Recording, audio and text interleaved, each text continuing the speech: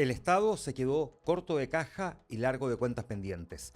El déficit fiscal estructural cerró en torno al 3,6% del Producto Interno Bruto, muy por sobre la meta, y deja al próximo gobierno con aún menos margen para prometer y más obligación de cortar. Y en ese mismo presupuesto hay dineros que también salen mes a mes del Estado y que ahora quedan bajo la lupa. Las pensiones de gracia por el 18 de octubre, donde la derecha exige cerrar la llave a beneficiarios con antecedentes penales. En paralelo, vuelve a moverse una causa que lleva años congelada. Argentina le quitó el estatus de refugiado a Galvarino Apablaza y se reabre la posibilidad de una extradición por el asesinato de Jaime Guzmán. Y mientras se discute quién debe responder ante tribunales, Gendarmería vuelve a quedar contra la pared por las liberaciones impresentables, con el gobierno insinuando incluso corrupción o sabotaje, y los gendarmes pidiendo la renuncia del ministro por esas palabras. Y mientras Barack Obama rompe su habitual silencio para tratar de circo el racismo de Donald Trump, Suiza se cansa de crecer y va a votar ponerle candado al país si llegan a los 10 millones de habitantes. Un lunes de cuentas fiscales, cuentas pendientes y cuentas sociales. Así parte el día. Este es el Shot de un lunes 16 de febrero del 2026. Bienvenidos a El Shot con Juan Manuel Astorga. La fotografía fiscal con la que termina el gobierno de Gabriel Boric es más dura de lo que se esperaba. El último informe de finanzas públicas confirmó un déficit estructural de alrededor del 3,6% del Producto Interno Bruto en 2025, más de 2 puntos por sobre la meta autoimpuesta de 1,1% y por tercer año seguido fuera de lo que se había prometido. ¿Qué significa esto en simple? Que incluso descontando los vaivenes de la economía y del precio del cobre, el Estado está gastando de forma permanente bastante más de lo que recauda de forma permanente. La llamada regla fiscal usa justamente este déficit estructural como termómetro. Si está cerca de cero, las cuentas están razonablemente ordenadas. Si se dispara, la brecha se cubre con deuda y se reduce el margen para nuevos compromisos. Hacienda intenta poner un matiz. Explica que la brecha se debe a una recaudación no minera muy baja y destaca que la deuda bruta se frenó en torno al 41,7% del Producto Interno Bruto, lo que, según la Dirección de Presupuesto, permite ahorrar cerca de 1.000 millones al año en intereses, eso sí. Pero para el equipo de José Antonio Kast y en general para la oposición, el énfasis está en la gravedad del desvío. El futuro ministro de Hacienda, Jorge Quirós, dijo que no estábamos equivocados sobre la gravedad de la situación y anunció un ajuste de al menos 3.000 millones de dólares con foco en recortar gasto y ganar eficiencia. Parlamentarios hablan de país en bancarrota y de advertencias del Consejo Fiscal Autónomo que fueron desoídas. Más allá de los adjetivos, el punto político en realidad es este. El nuevo gobierno llega con un mandato de cambio, pero con menos espacio fiscal de lo previsto, lo que obliga a sincerar rápido qué promesas se pueden cumplir, cuáles se deberán postergar y quién paga el costo de esa sinceridad. Bueno, el próximo gobierno no solo recibe números rojos, sino que también beneficios sensibles que deberá revisar. Uno de ellos son las pensiones de gracia otorgadas a las víctimas del 18 de octubre. La Tesorería depositó el 16 de enero más de 204 millones en pagos mensuales y el gasto acumulado desde el inicio del programa ya bordea los 7.000 millones de pesos, 8,2 millones de dólares equivalentes al precio de cerca de, por ejemplo, 70 ambulancias. En total, 418 personas han sido beneficiadas, de las cuales 270 recibieron el beneficio durante el gobierno del presidente Boric y 148 durante la administración de Sebastián Piñera. El mecanismo se basó en listados del Instituto Nacional de Derechos Humanos y testimonios de denunciantes, y en 2024 el gobierno revocó 28 pensiones, a las que se sumaron 3 más este febrero, tras detectar casos de falsas víctimas. El problema es triple: recursos elevados, lenta judicialización y dudas sobre la autenticidad de parte de los casos. A más de 2 años de iniciada la investigación penal, solo hay 2 formalizados por fraude de subvenciones, mientras que el informe de la Contraloría identificó decenas de beneficiarios con prontuarios por delitos graves, desde tráfico hasta abuso. Parlamentarios, que serán parte del nuevo oficialismo, ya piden mano dura y revocar todas y cada una de las pensiones mal otorgadas, o derechamente terminar con el beneficio tal como existe hoy. Para José Antonio Kast, el dilema será cómo corregir excesos y fraudes sin dar la señal de que se abandona a víctimas reales de violaciones a los derechos humanos en un país donde la memoria del estallido sigue dividiendo y cualquier movimiento puede leerse como venganza o como un perdón encubierto. Después de más de una década de idas y vueltas, el caso de Galvarino Apablaza volvió a moverse.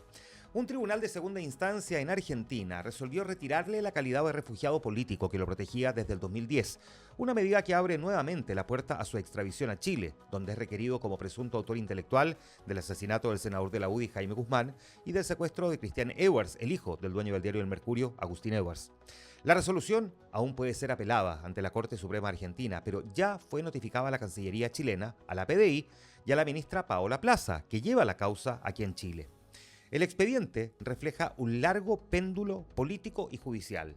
Apablaza fue detenido en 2004, la Corte Suprema Argentina aprobó su extradición en 2010, pero el gobierno de Cristina Fernández le otorgó refugio, lo que entonces Piñera definió como un golpe y retroceso en la relación bilateral. Más tarde, Mauricio Macri revocó ese estatus, pero la defensa logró recuperarlo mediante recursos administrativos.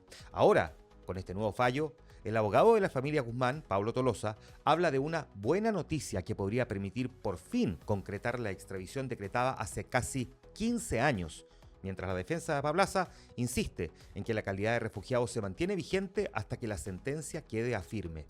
En paralelo, José Antonio Kast ya adelantó que espera que el exfrentista en algún momento cumpla su condena o sea sometido a proceso en Chile. Instala este caso tan emblemático de la transición como una de las primeras pruebas de la agenda de justicia y memoria del nuevo gobierno. Bueno, lo que partió como una auditoría interna terminó en un terremoto corporativo en Codelco. La minera estatal despidió a 3 altos ejecutivos de la división El Teniente, incluido su gerente general Claudio Zugarret, tras confirmar que se habría ocultado información técnica a las autoridades sobre un estallido de roca ocurrido hace 3 años. El informe detectó inconsistencias y ocultamientos en la información enviada al CERNA Geomin sobre un estallido de roca que tuvo lugar el 24 de julio del 2023 en el sector Andes Norte. En ese evento hubo 12 trabajadores heridos, sin muertos, pero se generó un sismo de magnitud 3.8, desprendimiento de grandes bloques y daños estructurales que obligaron a evacuar de emergencia. El problema no fue solo el accidente, sino cómo se reportó. La auditoría concluye que parte de los antecedentes técnicos nunca llegaron a la autoridad. Las inconsistencias y ocultamientos deliberados en los reportes entregados al Servicio Nacional de Geología y Minería CERNA-GEOMIN, que reveló el informe, darían cuenta de una práctica que impidió tomar medidas preventivas que quizá podrían haber evitado el accidente fatal del 2025, donde murieron 6 trabajadores. El escándalo es mayúsculo porque sugiere una cultura de encubrimiento en la principal empresa del país. Expertos advierten que, si se hubiesen reportado las señales de inestabilidad del 2023, se podrían haber redefinido las zonas de exclusión.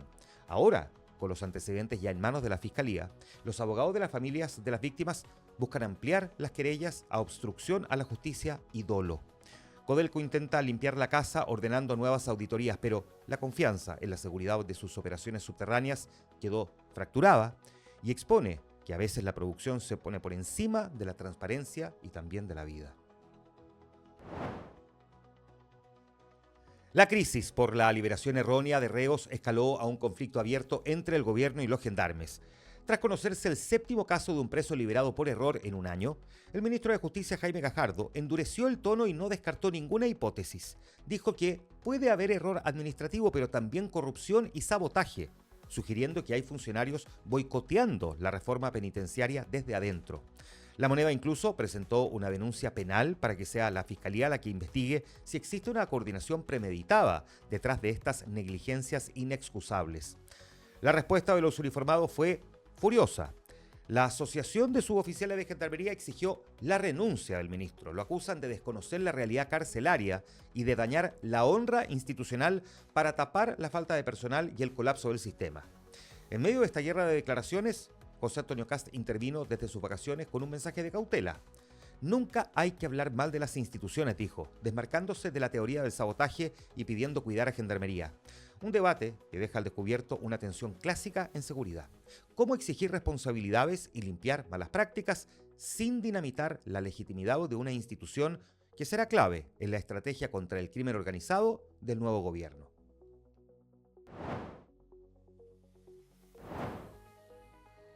La actualidad del país se resume adicionalmente con estos otros 3 titulares.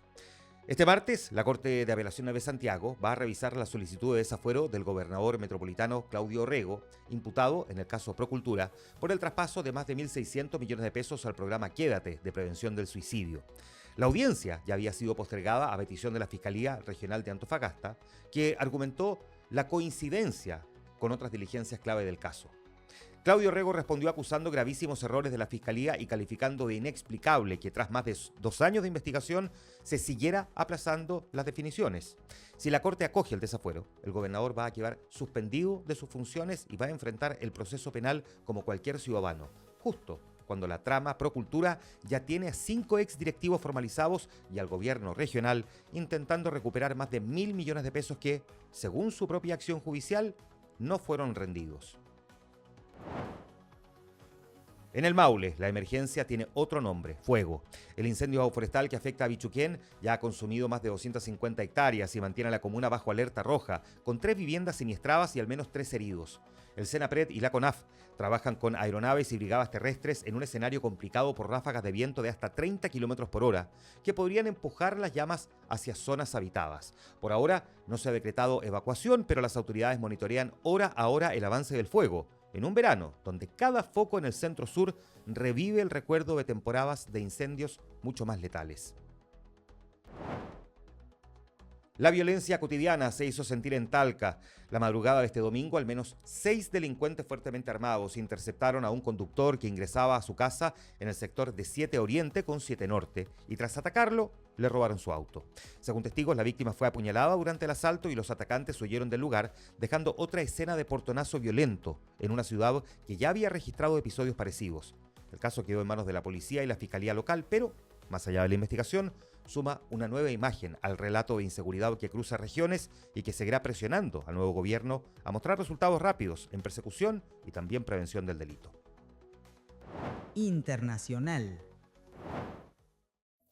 En la crónica del mundo, al menos 45 personas fueron asesinadas a tiros o degolladas en 3 nuevos ataques armados contra aldeas del estado de Níger, en el centro norte de Nigeria.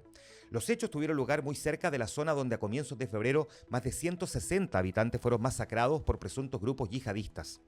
Nigeria arrastra desde hace años una crisis de seguridad marcada por bandas armadas que secuestran por rescate y por células yihadistas que atacan comunidades rurales, tanto cristianas como musulmanas. En ese contexto, Estados Unidos acusó al país de ser incapaz de frenar la violencia e incluso ha denunciado persecución contra cristianos, usando términos como genocidio, algo que el gobierno de Nigeria y también analistas independientes rechazan porque encuentran que es demasiado simplista. Como sea, Washington anunció el despliegue de 200 soldados para entrenar a fuerzas locales en la lucha contra estos grupos. La pregunta de fondo, sin embargo, es ¿cuánta diferencia puede hacer más entrenamiento si el Estado continúa sin presencia efectiva y sin capacidad de protección cotidiana para aldeas que ya han aprendido a vivir bajo amenaza permanente? Bueno, se acabó la duda, si es que alguien la tenía. Una investigación conjunta de 5 países europeos confirmó científicamente que el opositor ruso Alexei Navalny fue asesinado por el Kremlin. Los forenses encontraron en su cuerpo epivadidimina, una toxina letal extraída de una rana que solo existe en Sudamérica y que no se encuentra naturalmente en Rusia. El hallazgo desmonta la tesis de muerte natural y apunta directamente a una operación de inteligencia para silenciar al opositor. El presidente de Ucrania, Volodymyr Zelensky, fue claro, dijo: Putin lo hizo, confirmando que el régimen ruso usa armas biológicas exóticas para eliminar a sus enemigos, incluso dentro de la cárcel. Barack Obama dejó de lado su habitual diplomacia para responder al polémico video compartido por el presidente Donald Trump, donde se le representaba a él y a su mujer Michelle Obama como monos, parte del cierre de una publicación en la que Trump insiste en la teoría conspirativa de un supuesto fraude electoral el 2020, cuando perdió frente a Joe Biden. En una entrevista con el podcaster Brian Tyler Cohen, Obama evitó mencionar a Trump por su nombre, pero calificó el episodio como profundamente preocupante y dijo que la política estadounidense está siendo colonizada por una especie de espectáculo de payasos en redes sociales y televisión, donde parece, dijo, que ya no hay ningún tipo de vergüenza. Obama recalcó que pese al ruido, la mayoría del pueblo estadounidense sigue creyendo en la decencia y la cortesía y que es ahí donde ve la salida a esta degradación del debate público. El video había sido condenado transversalmente y luego retirado después de que la Casa Blanca intentara primero minimizar la indignación atribuyendo esa publicación a un error de un asesor. Trump, sin embargo, se negó a disculparse y afirmó que no vio las imágenes como ofensivas. Insistió en las teorías de fraude que acompañaban el clip. Este choque sintetiza dos visiones de la política, una que normaliza el contenido racista como parte del show digital y otra que advierte que, cuando se pierde el sentido de límite y de respeto básico por el cargo y las personas, lo que se daña ya no es solo la convivencia, sino la propia legitimidad de las instituciones democráticas. Suiza se encamina a un plebiscito que puede redefinir su relación con la migración y con Europa. El 14 de junio de este año, la ciudadanía va a votar la iniciativa No a una Suiza de 10 millones, impulsada por la derechista Unión Democrática de Centro, que busca fijar en la Constitución que la población residente permanente del país no supere los 10 millones de personas antes del 2050. Hoy el país tiene unos 9,1 millones de habitantes y cerca del 30% nació en el extranjero, en su mayoría procedente de la Unión Europea. El texto establece que, si se alcanzan los 9,5 millones, se activarían medidas automáticas para frenar el crecimiento, como restricciones más duras a la inmigración, límites a la reunificación familiar y ajustes en los permisos de residencia. Si aún así no se logra contener la cifra, el gobierno debería renegociar o incluso denunciar acuerdos internacionales, incluido el de libre circulación de personas con la Unión Europea, uno de los pilares de las relaciones bilaterales. El gobierno suizo, la mayoría de los partidos tradicionales y el empresariado rechazan la iniciativa por considerarla simplista y peligrosa para la economía. Advierten de un posible déficit de mano de obra en sectores como salud, construcción y servicios. Un debate que mezcla identidad, crecimiento y la pregunta incómoda de hasta dónde quiere crecer uno de los países más ricos del mundo. Y en el flashback de un día como hoy, 16 de febrero, en 1817, el hombre a cargo. 4 días después de ganar en Chacabuco, el Cabildo Abierto de Santiago toma una decisión clave. Le ofrecen al mando a San Martín, quien lo rechaza, y terminan nombrando a Bernardo O'Higgins como director supremo de Chile. Fue el día en que el Guacho Riquelme se convirtió oficialmente en la máxima autoridad de la naciente república. Un día como hoy, en 1937, la fibra milagrosa. La empresa DuPont patenta el nylon, una fibra sintética tan fuerte como el acero y tan fina como una telaraña. Revolucionó la moda con las medias y fue clave en la Segunda Guerra Mundial para fabricar paracaídas cuando la seda japonesa dejó de estar disponible. Un día como hoy, 16 de febrero en 1959, el comandante asume. En La Habana, Fidel Castro toma posesión como primer ministro de Cuba. Apenas un mes después de la revolución, el líder guerrillero dejaba la sierra para formalizar su poder en el gobierno, iniciando un mandato que duraría casi medio siglo y marcaría a fuego la política latinoamericana. Un día como hoy, en 1990, luces cegadoras. Nace en Toronto Abel Tasfaye, mundialmente conocido como The Weeknd. Pasó de subir canciones anónimas a YouTube a ser el artista más escuchado del planeta, reviviendo el sonido de los sintetizadores ochenteros y demostrando que el Rhythm and Blues oscuro puede llenar estadios de Super Bowl también. Un día como hoy, 16 de febrero en 2005, el mundo intenta enfriarse. Entra en vigor el Protocolo de Kioto. Fue el primer gran acuerdo internacional obligatorio para reducir los gases de efecto invernadero. Aunque imperfecto y rechazado por algunas potencias, fue el primer paso real de la humanidad, admitiendo que el cambio climático no era una teoría, sino una urgencia real. Y un día como hoy, en 2007, la rapada de la princesa. Britney Spears entra a una peluquería en Tarzana, California, toma una máquina y se rapa la cabeza totalmente calva, mientras los paparazzi disparaban su flash. Fue la imagen definitiva de la crisis de salud mental bajo el acoso mediático, cambiando para siempre cómo consumimos la tragedia de las celebridades. Un día como hoy en 2005, YouTube se hace real, se lanza oficialmente el sitio youtube.com y aunque el primer video no se sube sino hasta abril, ese día comenzó la era de los tutoriales, los gatos famosos y las canciones virales. Un antes y después en cómo vemos y compartimos el mundo.